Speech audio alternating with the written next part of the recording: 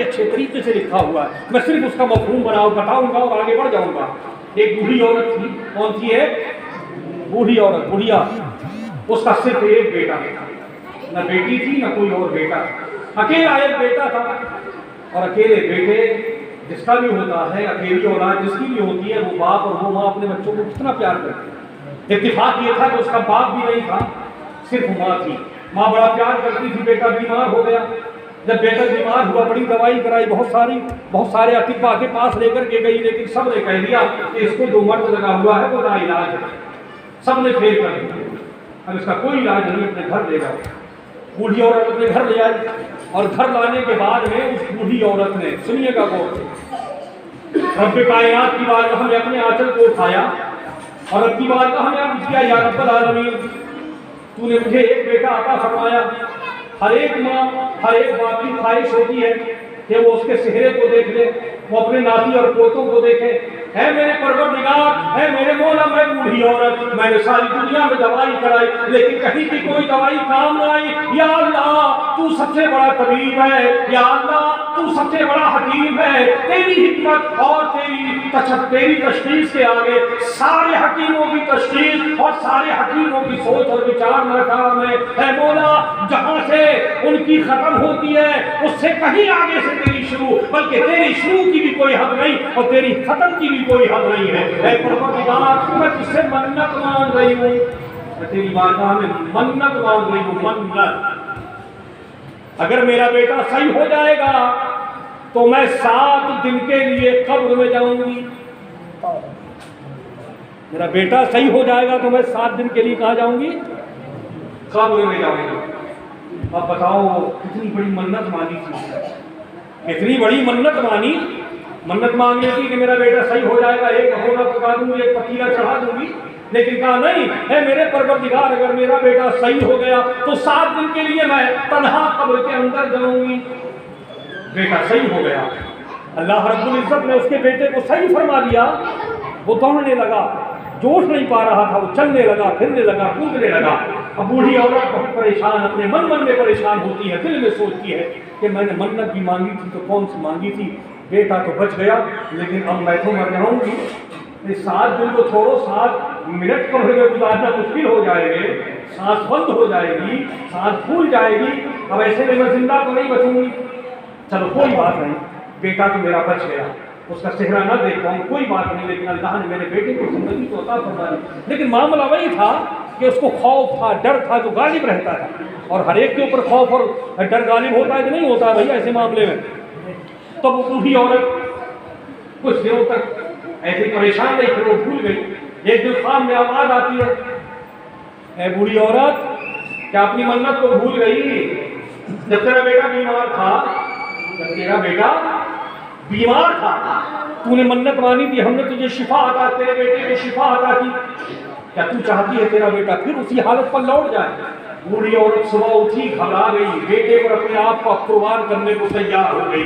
کہا بیٹا، میں نے اس وقت منت مانی تھی جب تم بیمار تھے کہ 7 دن کے لیے قبر میں زندہ جاؤں گی، اگر تم صحیح ہو گئے، اللہ نے صحیح کر دیا، تمہیں شفا بخش دی، اب بیٹا چلو قبرستان چلو، ایک قبر کھودو میرے لیے، اس میں مجھے نکال دو، اوپر سے تختے لگاؤ، مٹی ڈالو اور چلے آؤ۔ 7 دن کے بعد جب پورے 7 دن گزر جائیں تو میری قبر کے پاس ایک چکر لگا لینا، ایک تختہ کھول کر کے دیکھ لینا، اگر میں مری پڑی ہوں تو مجھے وہیں پر ہاتھ اٹھا کر کے دعا کرنا اور واپس چلے جانا، اور اگر زندہ رہ جاؤں تو مجھے نکال کر کے لے آنا۔ اللہ اکبر، یہ خبر تمام طرف پہنچ گئی کہ ایک بوڑھی عورت ہے،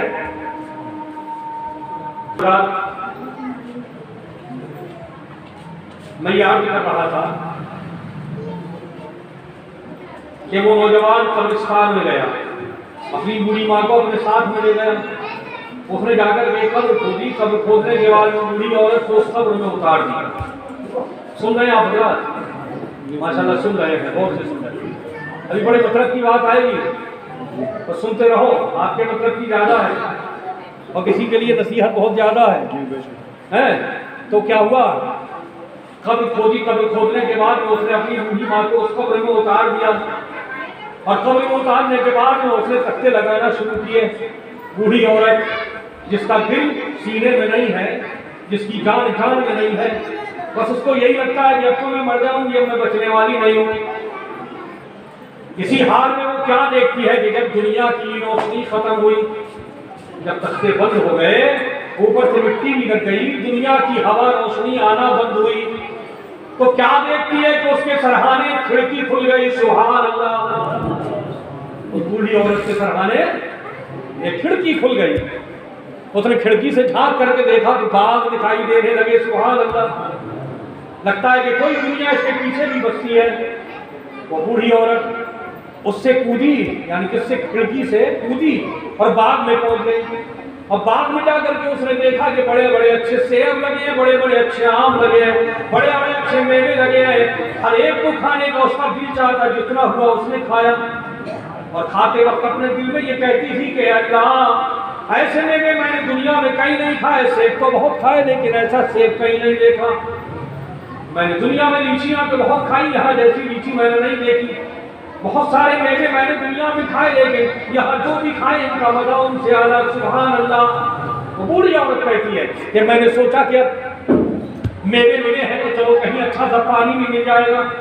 وہ پانی پینے کی فراق میں، پانی پینے کی تلاش میں ادھر ادھر ڈھونڈنے لگی۔ دیکھتی ہے اسے ایک حوض دکھائی دیا، حوض کے قریب پہنچی، حوض کے قریب پہنچ کر کے جا کر دیکھتی ہے کہ وہاں دو عورتیں بیٹھی ہیں۔ اللہ! حوض کے ایک ادھر اور ایک ادھر کیا بیٹھی ہیں؟ دو عورتیں بیٹھی ہوئی ہیں۔ ان دونوں عورتوں کے سروں پر دو پرندے بیٹھے ہیں، ایک پرندہ اس کے سر پر اور ایک پرندہ اس کے سر پر۔ اس کے سر پر جو پرندہ بیٹھا ہے وہ ہوا کر رہا ہے، اس کے سر پر جو پرندہ بیٹھا ہے وہ اپنی چونچ مار رہا ہے۔ کیا مار رہا ہے؟ اپنی چونچ مار رہا ہے۔ جس کو پرندہ ہوا کرتا ہے اسے بڑا مزہ آتا ہے، بڑا لطف آتا ہے، اور جس کے چونچ مارتا ہے وہ کہتی ہے ہائے اللہ، ہائے اللہ، تو میری مدد فرمائے، اللہ اپنے عذاب سے مجھے بچا لے۔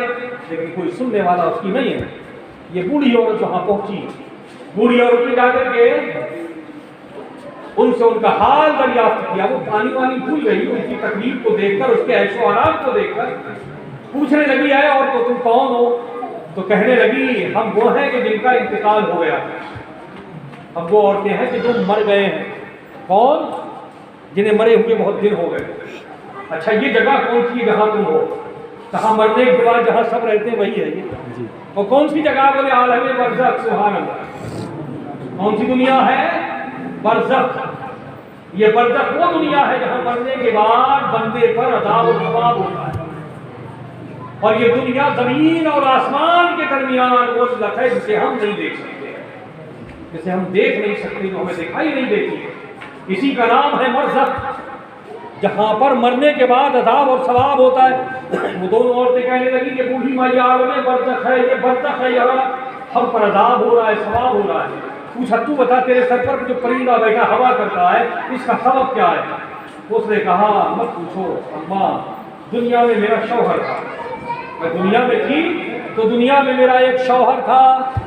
کون تھا میرا ایک؟ یار بولو نا، شوہر تھا۔ تم بھی تو کسی کے شوہر ہوگے، رہے ہوگے، نہیں ہے تو؟ اب دنیا میں میرا ایک شوہر تھا۔ چلو ٹھیک، کیا ہوا پھر معاملہ؟ کہا معاملہ یہ ہوا کہ میں اپنے شوہر کی فرما بردار تھی۔ سبحان اللہ! میں اپنے شوہر کی کیا تھی؟ فرما بردار تھی۔ وہ مجھے جو حکم دیتا تھا میں مان لیتی تھی، جو وہ مجھ سے کہتا تھا میں ہنس ہنس کے وہ کر لیتی تھی، میں نے کبھی اس کی حکم بدلی نہیں کی۔ اس کے بدلے میں اللہ نے، جب میں مری تو وہ مجھ سے راضی تھا، جب میں مری تو وہ مجھ سے راضی تھا، اور اس کا بدلہ مجھے یہ ملا کہ اللہ تعالیٰ نے یہاں میرے سر پر اس وقت سے لے کر آج تک یہ پرندہ بٹھا رکھا ہے۔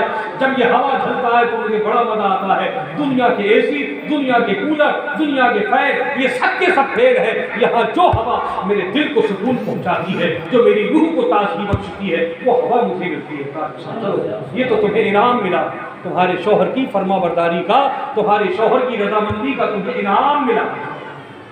دوسری والی سے پوچھا بڑی بھی، اب آپ بتاؤ، آپ کا نمبر ہے، یہ پرندہ بیٹھا بیٹھا ہوا کیوں نہیں کرتا، چوچے کیوں مارتا ہے؟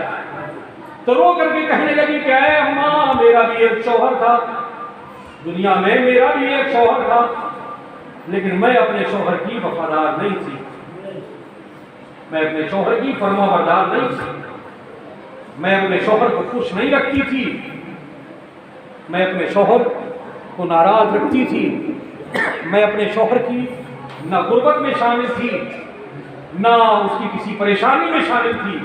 جو ہوتا تھا وہ میں چاہتی تھی، وہ مجھے بس وہی چاہیے تھا۔ جو میرے من میں ہوتا تھا اگر وہ پورا نہ ہو تو سمجھو کچھ میرے لیے نہیں ہے۔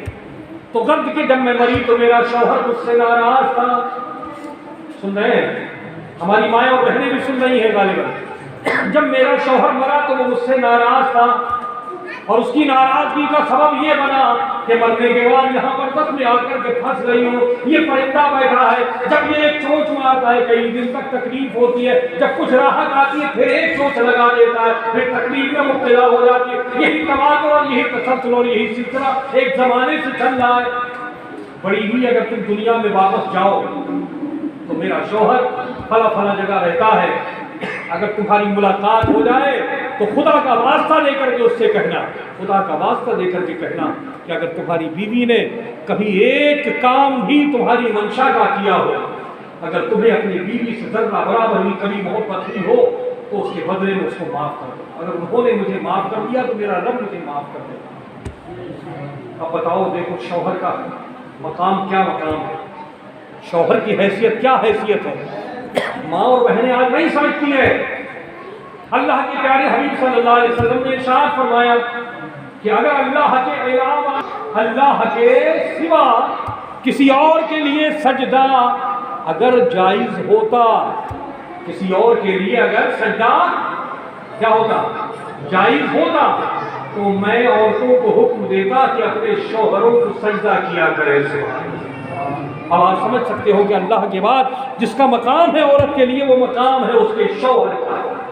باپ کا مقام بے شک اپنی جگہ ہے، ماں کا مقام اپنی جگہ ہے، لیکن اپنے باپ اور ماں کے گھر سے اگر بیاہ کر کے آ گئی ہے تو اب شوہر کا مقام سب سے بڑا مقام ہے۔ اب شوہر کی بغیر اجازت کے نہ ابا کے یہاں جا سکتی ہے نہ اماں کے یہاں جا سکتی ہے، یہ شوہر کا مقام ہوتا ہے۔ لیکن ہوتا کیا ہے، اس کے برعکس ہوتا ہے، سنو تو سنو، نہ سنو تو نہ سنو۔ ایک مقام ایسا بھی آتا ہے کہ جب بچے جوان اور بڑے ہو جاتے ہیں تب تو ہمت اور بڑھ جاتی ہے، تم سے اب غرض بھی کیا، سنو سنو نہ سنو، ہمارے بچے تو ہمارے ساتھ میں ہے، بچے تو ماں کے ساتھ اکثر ہوتے ہی ہیں۔ تو میری ماں اور بہنوں، اپنے شوہروں کی ہمیشہ خدمت کیا کرو۔ اگر جنت چاہیے تو شوہروں کو راضی رکھو، بغیر شوہروں کی رضا کے نہ نماز تمہیں جنت دلا سکتی ہے، نہ روزہ جنت دلا سکتا ہے، نہ حج جنت دلا سکتا ہے۔ یہ کوئی عمل تمہارے کام اس وقت آئے گا جب تمہارے شوہر تم سے راضی ہوں گے۔ جب کہ وہ 7 دن گزرنے کو ہوئے، بوڑھی عورت سے ان عورتوں نے کہا کہ اماں جاؤ، تمہارا بیٹا آیا ہوا ہے۔ وہ بوڑھی عورت وہاں سے آئی، کھڑکی کھودی اور اپنے قبر میں آ کر کے لیٹ گئی۔ اب دیکھتی ہے کہ کھٹر پٹر اوپر ہو رہی ہے، مٹی ہٹ رہی ہے، تختے ہٹا، جیسے ہی روشنی آئی دیکھتی ہے کہ وہ کھڑکی جو کھلی تھی وہ بند ہو گئی، کھڑکی تھی وہ بند ہو گئی۔ ایسے ہی جب کل کھل جاتی ہے تو ہمیں بھی کھڑکی نہیں دکھائی دیتی ہے۔ تو میرے بزرگوں، میرے دوستوں، یہ حال ہے۔ آخرت میں ہر ایک چیز کا حساب ہوتا ہے، دنیا میں جو چاہو وہ کرو۔ ہم اللہ کی بارگاہ میں شعر کے ساتھ دعا کرتے ہیں، اپنی بات کو ختم کرتے ہیں کیونکہ وقت بہت زیادہ نہیں ہے، کہ جو خاتون جن کا انتقال ہوا ہے اللہ تعالیٰ ان کی